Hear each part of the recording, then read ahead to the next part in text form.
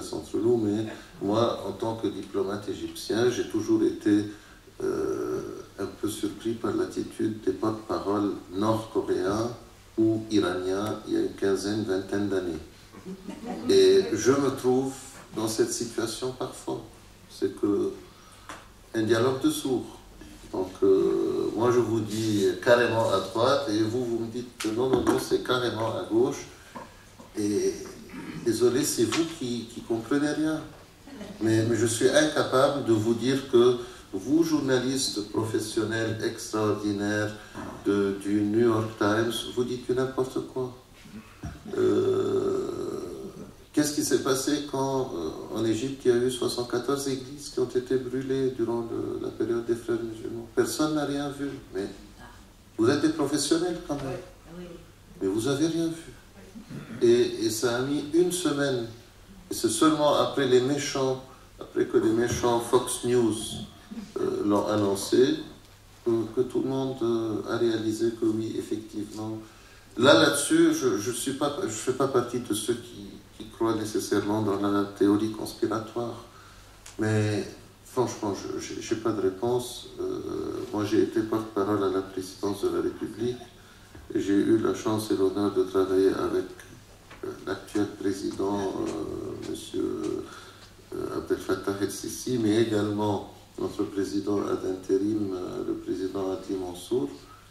Je rencontrais les journalistes. Et je rencontrais au début, tous les jours, à 16h un journaliste et à 18h un autre journaliste, tous les jours. Et parfois, ils se croisaient. Et c'était en background. Écoutez, on vous appelle pour vous dire qu'on existe, qu'on est là. On sait que parfois il est très difficile d'avoir la position officielle de l'Égypte. Sachez que vous pouvez nous appeler, même si vous cherchez le numéro de portable d'Amr Moussa, politicien égyptien, ou peut-être si vous cherchez le profil d'une dame universitaire d'une cinquantaine d'années copte, on pourra vous aider. N'hésitez pas. Voilà nos coordonnées. Et bon, il y en a eu qui ont changé, mais moi j'ai eu droit à... Est-ce que vous allez nous laisser partir si on vient?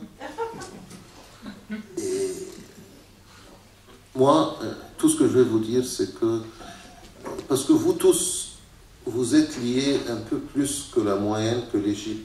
Et malheureusement, je suis en train d'expliquer à des gens l'opinion qu'ils partagent déjà.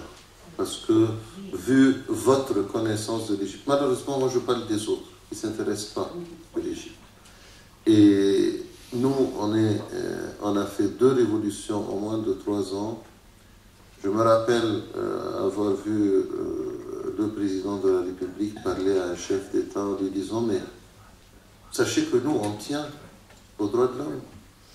Sachez qu'on tient à ce que nos citoyens, ils soient aussi, qu'ils bénéficient d'autant que vous. Vous n'êtes pas mieux. Vous n'avez pas 3 bras. Nous, on veut ça pour notre peuple également. Mais n'oubliez pas de vous rappeler toujours qu'il faut nous regarder avec nos yeux. Et bon, c'est un peu... moi, j'ai voulu dire, mais il y a une explication à faire. Mais nos yeux, ça veut dire que si vous parlez aux Égyptiens aujourd'hui et vous dites c'est quoi les droits de l'homme pour vous, essentiellement, 9 sur 10 vont vous dire c'est la sécurité. Et quoi encore? La sécurité. On a vécu, je ne sais pas combien de temps, mais peut-être 2 ans, les gens se lèvent tous les matins, on a des gens qui se lancent des cailloux d'un côté, d'un bord à l'autre, des gens tués, et ça n'arrête pas, et les institutions de l'État qui sont en train...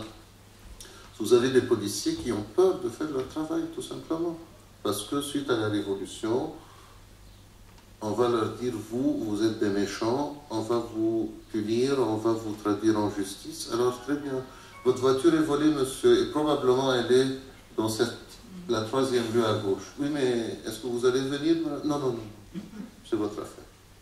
Nous, on craint que... Alors, aujourd'hui, le peuple est conscient de notre vécu durant ces 2 dernières années.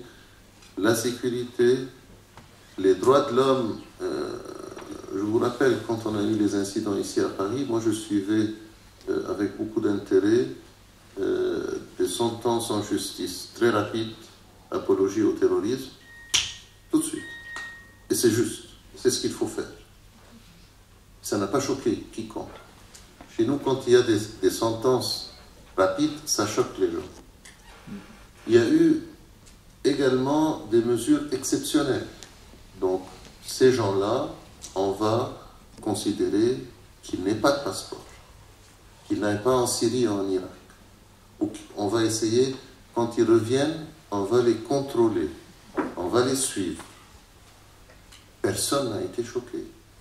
Sachez que ce qui s'est passé le 7 janvier ici à Paris, ce qui est vraiment atroce, on a connu ça à plusieurs reprises durant une seule journée. Les Égyptiens ont connu des moments extrêmement difficiles. Il y a dernièrement un journaliste d'Al Jazeera il a failli être arrêté en Allemagne et accepter notre frustration parce que ce monsieur-là, il y a des cassettes vidéo où on le voit en train de torturer des gens, des avocats, et l'Allemagne n'a pas osé le livrer à l'Égypte parce que craignant l'application de la peine de mort. Bon, la peine de mort ne s'applique pas dans ce cas. Il y a eu torture, effectivement, tout le monde le reconnaît, mais on n'est pas à l'aise avec vous. Oui, mais que voulez-vous qu'on fasse? On a un peuple qui a beaucoup d'ambition, qui a attendu longtemps, qui a fait des révolutions. Sachez qu'il ne va pas reculer s'il considère que la révolution... Parce que, qu'est-ce qui s'est passé? Nous, on avait des ambitions magnifiques. Et malheureusement, ce qui s'est passé, c'est ce qui est de classique dans toutes les révolutions. Ce n'est pas les meilleurs qui gagnent, mais ce sont ceux qui sont les mieux organisés. Les frères musulmans ont pris le pouvoir. Un an après, ils l'ont perdu avec un amateurisme extraordinaire au pouvoir. Et le peuple, il souhaite avoir les fruits de cette révolution. Il souhaite voir que ces ambitions-là ont été traduites en quelque chose, un changement positif dans sa vie. Qu'est-ce qu'on trouve de l'autre côté? Des gens qui tuent les juges. Et ça c'est quelque chose qui mérite. Mais moi, je m'attendais à ce que les gens disent, mais c'est inacceptable. Comment ose-t-on tuer des juges quelques heures après un procès? Personne n'a rien vu là encore. On nous a tué des juges. J'ai sur mon portable ici, pour ceux qui souhaitent voir les photos de cet assassinat, quelques heures après une sentence qui a été prononcée contre notre ex-président Mohamed Morsi. Et c'est extrêmement dangereux, mais de l'autre côté, c'est gagnant-gagnant. Parce que, ou bien, vous faites peur aux juges, donc ils reculent, ou bien, vous rentrez dans une confrontation avec eux qui vous permet de ridiculiser, de non vouloir, ils ne sont plus neutres. On est en confrontation avec eux, donc tous les jugements de ces juges qui sont devenus des ennemis ne doivent pas être pris en compte et ne doivent pas être acceptés par la communauté internationale ni les Égyptiens. Je ne vais pas être plus long que ça, je serai ravi de répondre à vos questions. Tout ce que je voulais vous dire, c'est que moi, en regardant les médias, je suis stupéfait. Et je me dis, je veux bien essayer, mais avec qui? Sachez que j'ai eu une amie journaliste américaine, après qu'on a échangé, comme je vous ai dit, elle a passé 2 heures avec moi, elle a fait la bêtise d'écrire quelque chose d'assez positif Et elle m'a appelé, elle m'a dit, j'ai failli perdre mon poste.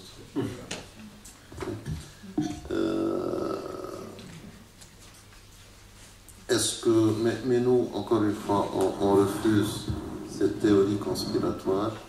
Je vous dirais que ce peuple-là, s'il est là, derrière le pouvoir égyptien, s'il a accepté l'annulation d'une partie des subventions sans qu'il y ait des émeutes, si ce peuple-là a bien voulu prêter au gouvernement égyptien 9 milliards de dollars en 8 jours, je dis bien en 8 jours, 9 milliards de dollars en 8 jours pour le projet du canal de Suez, ça veut dire qu'on a confiance, ça veut dire qu'on trouve dans ce pouvoir le vrai avenir qu'on souhaite à nos enfants. Merci.